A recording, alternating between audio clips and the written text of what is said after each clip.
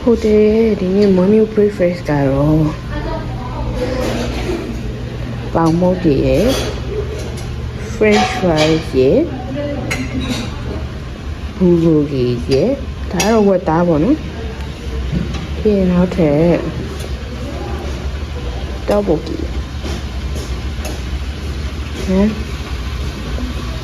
sausage, ini boiled egg.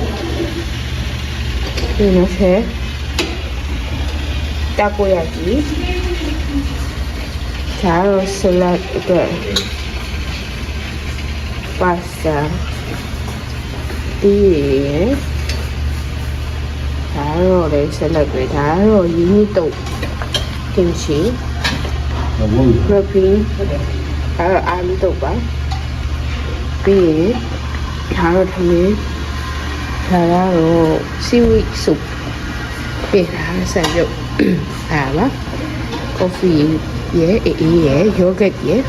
Siapa deh? Day 2 မှာတော့ကျမတို့ BIFF Street ကိုသွားပါမယ်ရှင်။အဲဒီ street ကကြတော့ဒီ tourist တွေကြားမှာအရန် trend ဖြစ်နေတဲ့လမ်းပေါ့နော်။အဲဒီလမ်းမှာဆိုလို့ရှိရင်လုံးဝတလန်းလုံးကအစားတောက်တွေကြီးပဲပေါ့နော်အခုအဲ့ဒီဒုတိယနေ့မှာတော့ကျမတို့ BIFF Street ကိုသွားနေရဖြစ်ပါတယ်ရှင်ဒါကျမတို့ကဆက်ဝေးနဲ့သွားတာဖြစ်ပါတယ်ရှင်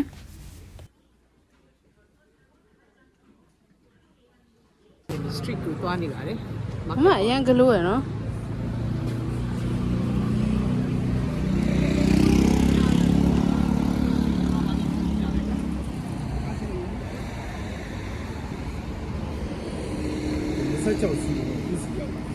အခု BIFF Street တွေကိုရောက်ပါပြီသူက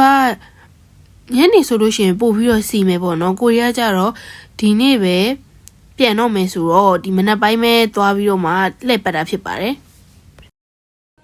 ဒီလမ်းမှာတော့များသောအားဖြင့်ဆိုင်တွေကတန့်လေးနဲ့ရောင်းတာပိုများတယ်ပေါ့နော်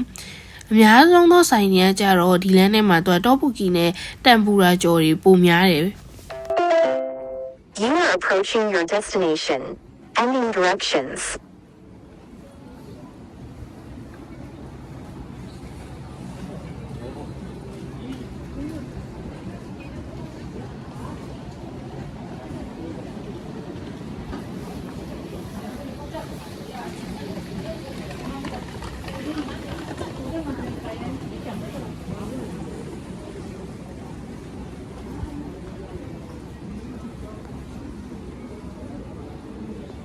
Cháu được khẩu rồi đi đấy.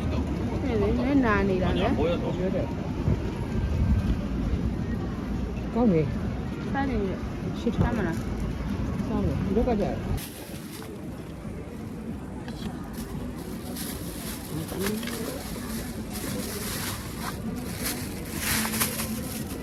Yeah.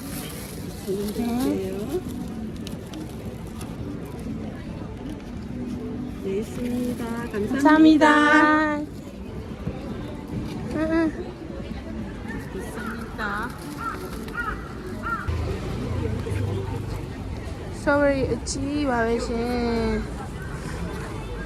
ဒီလမ်းလေ tourist တွေကြားမှာနာမည်ကြီးရဆိုပေမဲ့လေသူတို့ရဲ့ local လူမျိုးတွေပဲလမ်းမှာတွေ့ရတာပေါ့နော် tourist ကမရှိတဲ့လောက်တော့တော်တော်လေးရှားတယ်ပေါ့နော်ဒီကအခုဟာ winter season မှုလို့ပဲလာတော့မသိဘူးဒီသူတို့လူမျိုးတွေပိုများပါတယ်ရှင်ပြောရမယ်ဆိုလို့ရှိရင်အခုသွားခဲ့တဲ့နေရာ3နေရာထဲမှာမြို့3မြို့ထဲမှာပေါ့နော်ဘူးဆန်မြို့ကရာသီဥတုအမြတ်တာဆုံးလို့ခံစားရတယ်ဆိုးတို့ဒေချွန်းတို့မှာက minus 3 လောက်ကအနည်းဆုံးပဲပေါ့နော် minus 3 minus 2 minus 10 minus 11လောက်အေးနေတဲ့အချိန်မှာဒီဘူဆန်မျိုးရဲ့အပူချိန်ရဆိုလို့ရှိရင်12 degree minus မကျော်ဘူးပေါ့နော်အဲ့လိုမျိုးဆိုတော့တော်တော်လေးကိုရာသီဥတုကအမျှတာတယ်လို့ခံစားရတယ် ။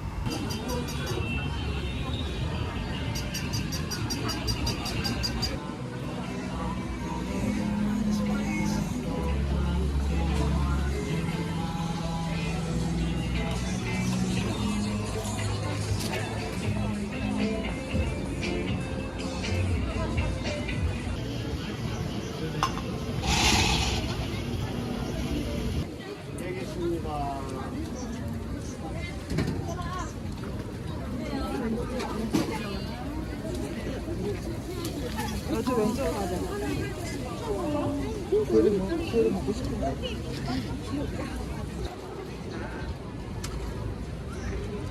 저는 뿌는 어떻게 타나요?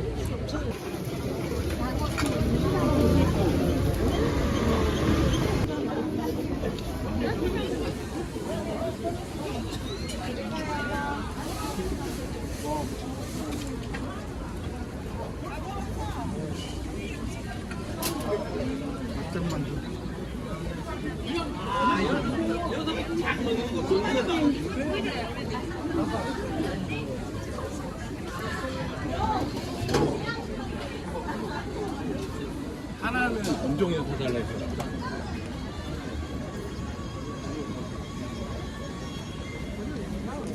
ကျမကတော့ဒီဆိုင်မှာဒီ hot dog လေးဝယ်စားပါမယ်ဘူဆန်မြို့ရဲ့နေရာတိုင်းမှာအဲဒီ hot dog ဆိုင်မှာဆိုလို့ရှိရင်လူတွေကအရန်တန်းစီပြီးဝယ်စားကြတယ်မနေ့တုန်းကသွားခဲ့တဲ့ beach မှာဆိုလို့ရှိရင်လူတွေကတော်တော်ကိုမှတန်းစီတာစားဖို့အရှိကြီးတန်းစီရတော့မဆောင်ကျင်တာနဲ့တန်းမစီလာခဲ့ဘူးပေါ့နော်အဲ့ဒါမဟုတ်လက်ကောက်ကိုသွားမဟုတ်လက်ပြားပေါ့ဘယ်လို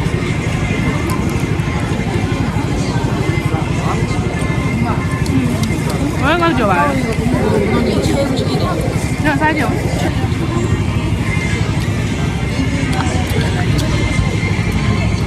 不是没那个酒啊？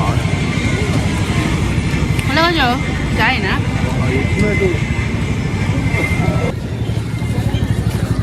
我那个吧，我老一毛。加一呢？就你爱嘛，这就不搞那里头。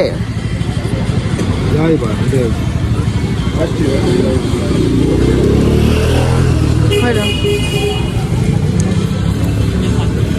啥味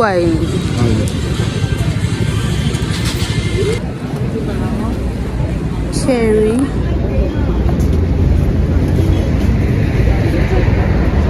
你冇啲呀咯？没没地的，哪里？过来，过地把地。对的了。对的。当然。哎，都会喜欢洗，加油！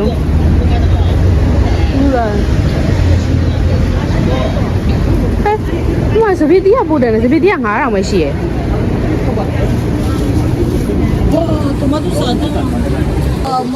好。체계지 세마 매랑 얘네 되네. 에 홍하에 바이랑디 바이 뻥하네. 내가 삼에 되네 오늘. 마 킹크비. 마깐 바로를. 띄우.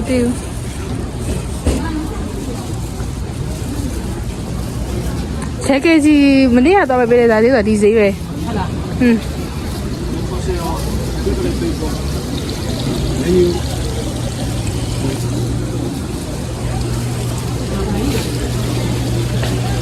Sei干嘛？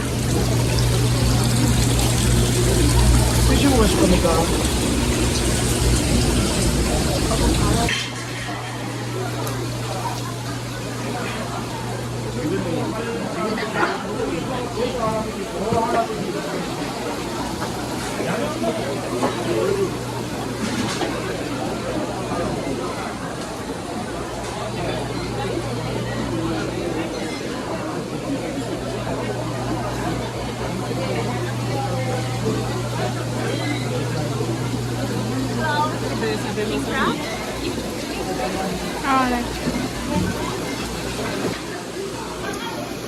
不用去买嘞。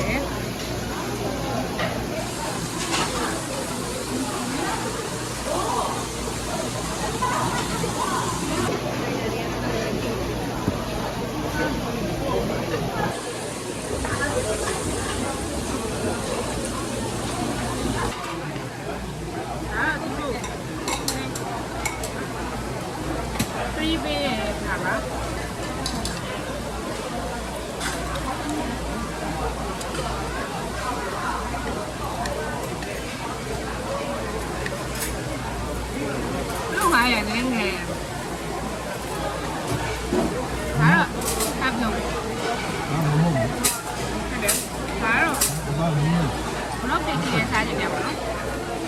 အဲထုံးထုံးနေတာထုံးထုံးမဟုတ်ဘူးရေလုံးလိုက်လာမလို့ပြည်ကြီးသားရပါလေအဲစားလို့ပါ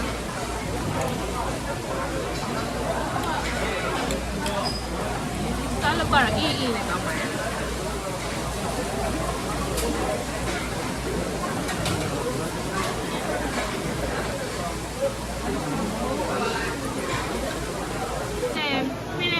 တော့ကောင်းဆုံးလို့ပြောရမယ်ဒါပေမဲ့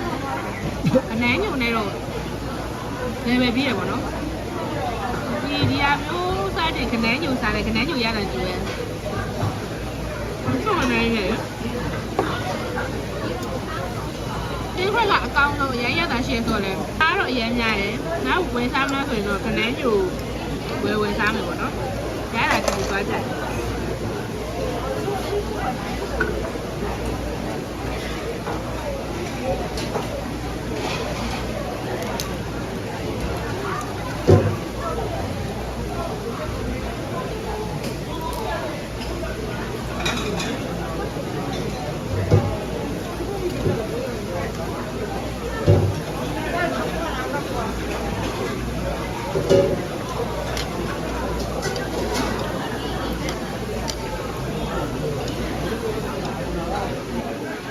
ကြိုက်ပါမယ်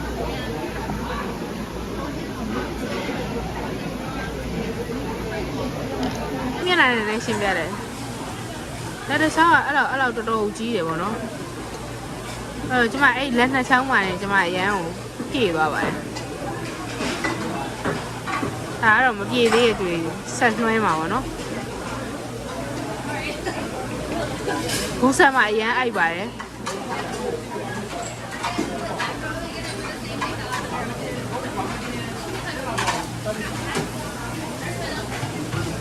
ကျ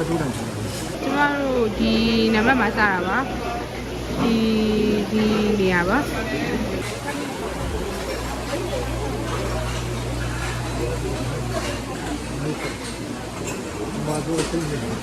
မသိဘူးတို့ရ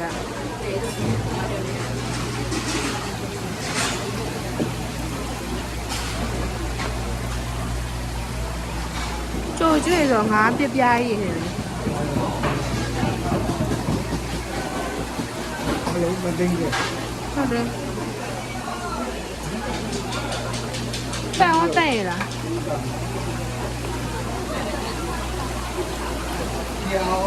这个地方是一种去爬。ကျမတို့ရထားလမ်းမှာ strawberry ဆန်းလာဖြစ်ပါတယ် Korea strawberry ပါချိုးရယ်နော်ကြီးပဲအားလားဖေး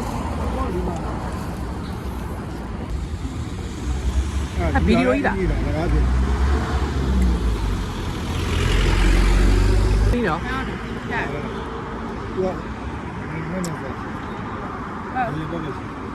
이거 다시 가는 거 생각. 아.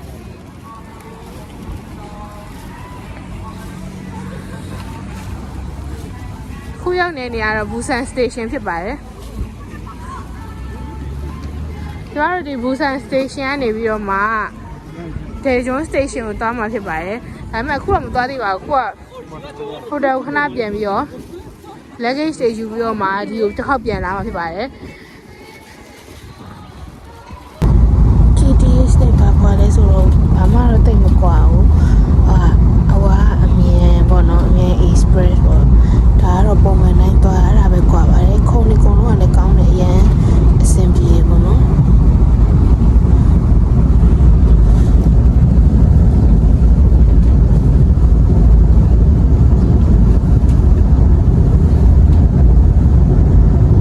ချွားမကီနေရွှေဒီနေ့ကတော့ဒေဂျွန်မှာနင်းနေကြနေပါတယ်ဒုတိယမြောက်တွေ့ရတဲ့နင်းပေါ့နော်ကိုလာတဲ့ချိန်မှာအဖေနဲ့အမေကတော့ဟိုတယ်မှာအိတ်နေပါတယ်ဒီနေ့ကတော့ဟိုကျောင်းရှိရဆိုတော့သူနဲ့တိုင်းမအိတ်ဖြစ်ပါဘူးနော်ကျောင်းက dormitory မှာပဲအိတ်ပါတယ် wow so amazing နေကြတော့အရင်မှပဲနေကြပြီးရင်တခုတွေ့ရတဲ့ဒုက္ခလမ်းနေအရင်ချော့ပါတယ်ရှင်လာတော့ကြိုက်တယ်ရှင်မြင်နေတယ် နင်းကြတဲ့အချိန်တော့ကြောင်းထဲမှာအရန်လာမြက်ခင်းမြင်နေတစ်ခုလုံးနှင်းနေရဖုံးသွားတာပဲ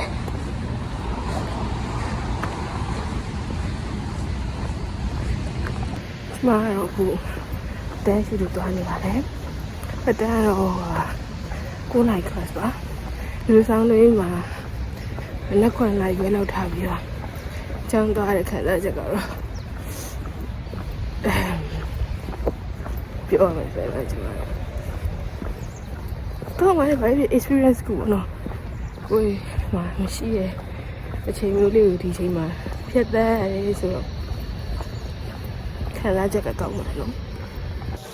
ကျောင်းလေးပြီးတော့ကျမတို့ဒေဂျွန် Sky Road မှာရှိတဲ့ဆမ်ကျော်ဆယ်ဝက်3တက်သားกินသွားစားပါတယ်သူကတော့ဘူဖေးမျိုးမဟုတ်ဘူးပေါ့နော်ပွဲနဲ့မှားတာဖြစ်ပါတယ်ဒီတစ်ဆက်ကိုကျမတို့3000ခွဲပေးရပါတယ်သူကဒီတစ်ဆက်မှာအရွက်ကမီနာရီအရွက်ရယ်ပြီးတော့ပဲပင်ပေါက်ရယ်ပြီးရင်နောက်ထပ်သူတို့အဲ့အညွန့်လေးနဲ့အရွက်ပဲအဲ့ဒီဥစ္စာကတော့အညိုရောင်လေးဘာအရွက်လဲတော့ကျမမသိဘူးပြီးရင်ကင်းမရှိပါတယ်ပြီးလို့ရှိရင်နောက်ထပ်ပဲပြားပါတယ် sausage နှစ်ခုပါတယ်အဲ့ဒီတပွဲကိုကျမတို့3500ပေးရပါတယ်ပြီးတော့ side dish ကတော့ဒီမြင်တဲ့အတိုင်းပဲကြက်သွန်မိတ်salad ရယ်ပြီးတော့ gobi salad ရယ်ပေးပါတယ်အခုအချိန်ကကြတော့ဆိုင်ဆက်ဖွင့်ခြင်းအချိန်ဆိုတော့ကျမတို့ side dish တွေကတော့အရင်စုံနေမရပါဘူး။နှမ်းရွက်တို့ salad တို့လည်းပါတယ်ပေါ့နော်။ကျမပထမတစ်ခေါက်သွားစားတော့ဆိုလို့ရှိရင် side dish အနေနဲ့ဓာရီပါတဲ့အပြင်ကိုပြောင်းမှုနဲ့ cheese နဲ့ပါတယ်ပြီးလို့ရှိရင်နောက်ထပ် Sprite အေးတိုက်ပါတယ်ရှင်။ကဲဝက်3တက်သားလေးကိုထည့်မယ်။နှမ်းရွက်လေးပေါ်မှာကျက်သွန်မိတ်လေးထည့်မယ်ကင်ချီလေးထည့်မယ်ထုတ်ပြီးတော့အားရပါရစားလိုက်မှာဖြစ်ပါတယ်အရန်ကိုမှရတာရှိပါတယ်ရှင်မုတ်ဖန်းနေမှာကြည့်တဲ့အတိုင်းထမင်းပူတဲ့ဟာကိုဝတ်သားနဲ့ကြံတာလေးနဲ့ကျွန်မကြော်လိုက်ပါတယ်တော်တော်လေးစားရကောင်းတဲ့ကင်ချီထမင်းကြော်ပုံစံလိုမျိုးဖြစ်ပါတယ်အခုပြထားတာကတော့ kimchi stew ပါ kimchi stew ကိုကျွန်မမှားထားတာအစကတည်းကပါဒါပေမဲ့ကျွန်မတို့အကုန်စားပြီးမှရောက်လာပါတယ်ဒီကြက်ဥပေါင်းကတော့တော်တော်လေးကိုခါပါတယ်ကောင်းပါဘူးဒီနေ့ vlog လေးကတော့ဒီလောက်ပါပဲရှင်နောက်ထပ် vlog တွေကိုစက်တိတ်ဖတ်ဖြစ်ကြအောင်လို့ကျွန်မရဲ့ video လေးတွေကို like and subscribe လုပ်ပေးဖို့